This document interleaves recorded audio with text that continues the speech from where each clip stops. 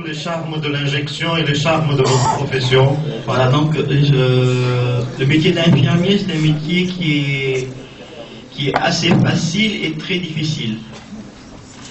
Ça nécessite le bac et un concours d'entrée à l'école. Tout de suite après le baccalauréat ou une année de préparation? Non, il n'y a pas de préparation. Donc c'est 3 ans et demi d'études après le bac. Mais il y a un concours d'entrée. Donc à La Réunion, je pense qu'ils prennent entre 40 et 50 personnes. Entre les deux, c'est-à-dire que ça se fait à Saint-Pierre et à Saint-Denis. Il y a 2 écoles, hein? 2 écoles d'infirmerie à La Réunion. Donc 60 personnes, je veux dire, 60 étudiants par an. Et le taux de réussite est à peu près de, on peut dire, 90-95% à la fin d'études. Hein. Une fois qu'on a accédé le cap du concours. Voilà, une fois qu'on a accédé le cap du concours. Donc c'est les 3 ans et demi d'études est divisé en 2. C'est-à-dire qu'il y a une partie théorique et une partie pratique. C'est-à-dire que l'étudiant fera 1 mois à l'école et 1 mois à l'hôpital. Qu'est-ce qu'il y a encore à dire? Au bout de 3 ans, donc, il y a aussi une possibilité de spécialisation. C'est-à-dire qu'on peut être infirmier, infirmière anesthésiste ou infirmière puéricultrice. C'est-à-dire s'occuper des enfants. Donc c'est un métier qui est... les médecins ont toujours besoin de nous. Oui, vous êtes des auxiliaires. Et on est des auxiliaires, même si on est plus ou moins considérés, mais sans nous, ils ne peuvent rien faire aussi. Oui, je crois que... Parce que leur rôle, c'est la prescription, de découvrir la maladie. Et notre rôle, c'est mettre en application le traitement et les suivis du traitement.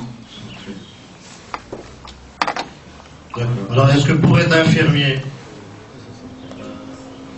j'aime bien le terme vocation, bien que ce n'est pas toujours le cas, mais est-ce qu'il faut y avoir une vocation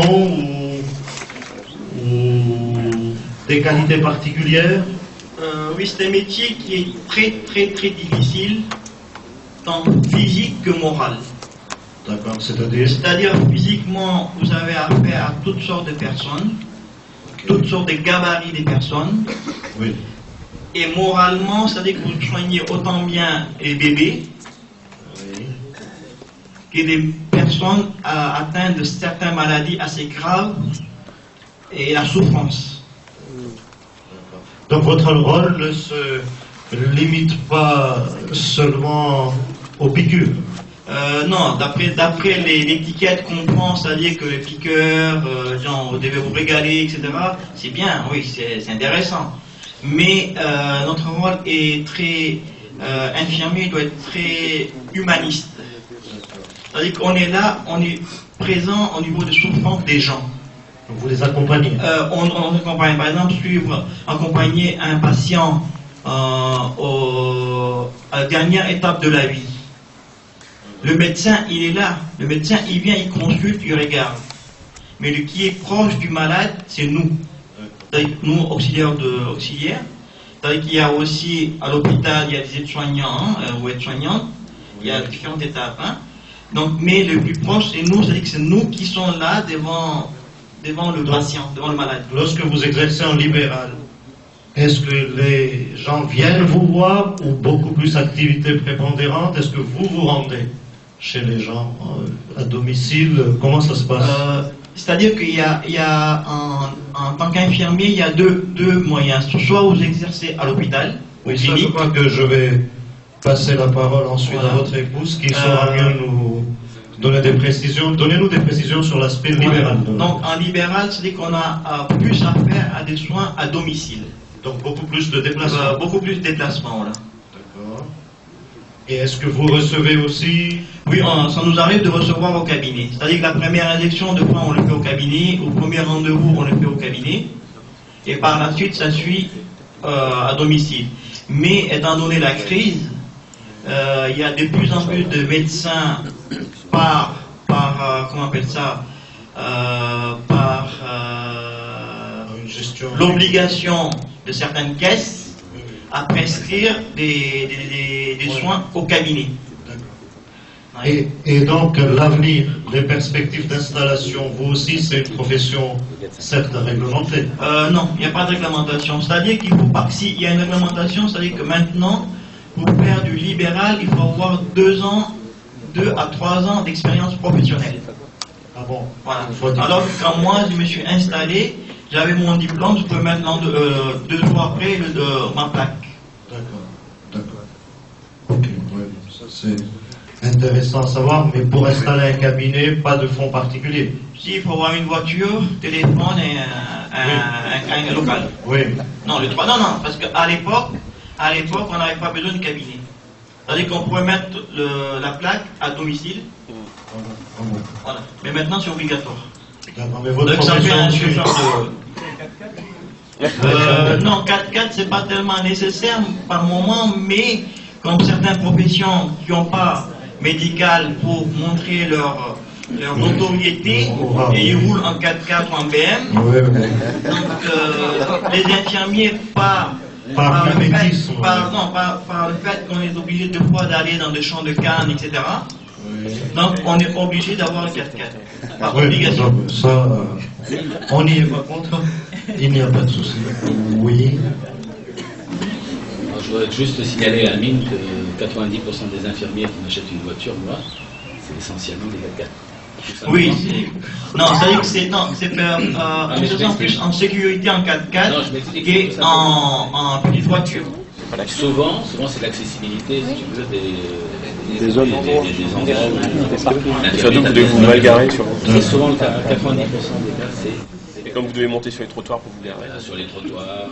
c'est la maniabilité du 4x4 est... Parfait. L'intérêt... Mais le prix aussi est élevé parce que... Non, on n'y est pas du tout contre.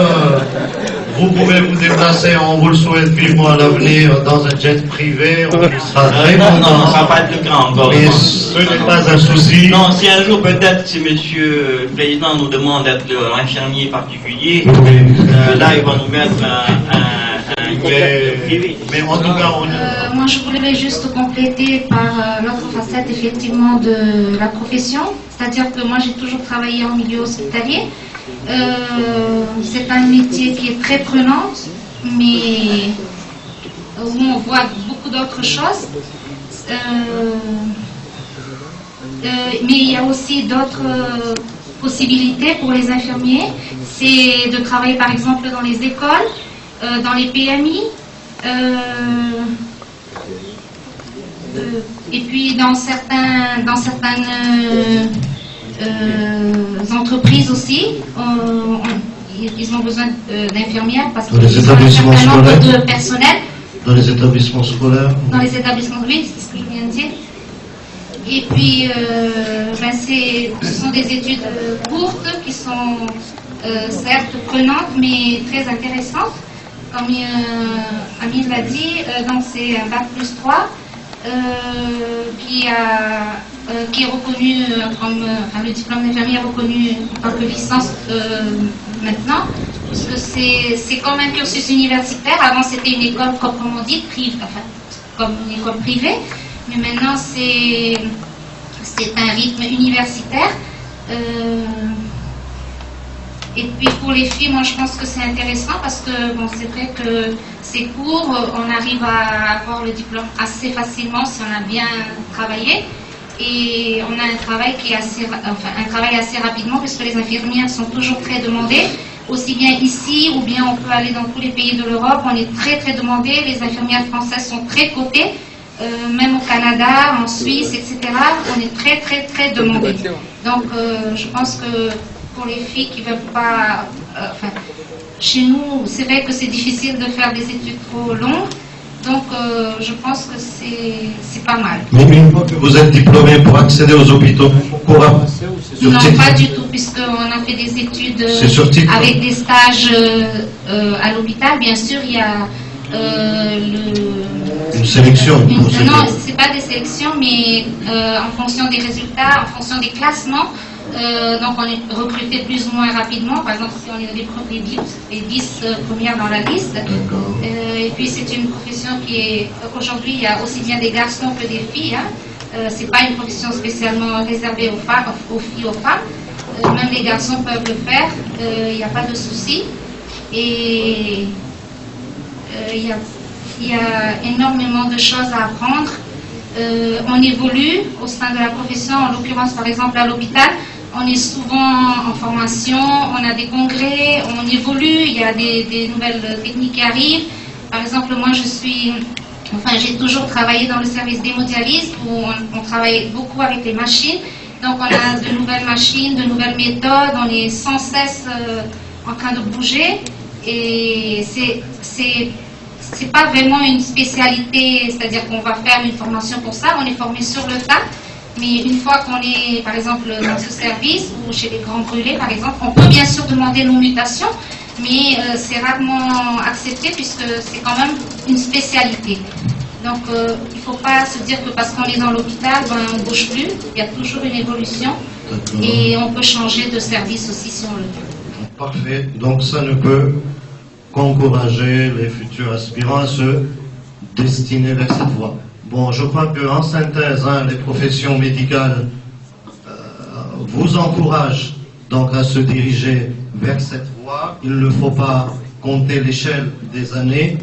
Les capacités intellectuelles, comme Dr Saguir nous a bien confirmé que tout être normalement constitué en a parfaitement, donc il ne faut pas se décourager, il faut faire des efforts et donc y avoir une volonté et ne pas compter les années.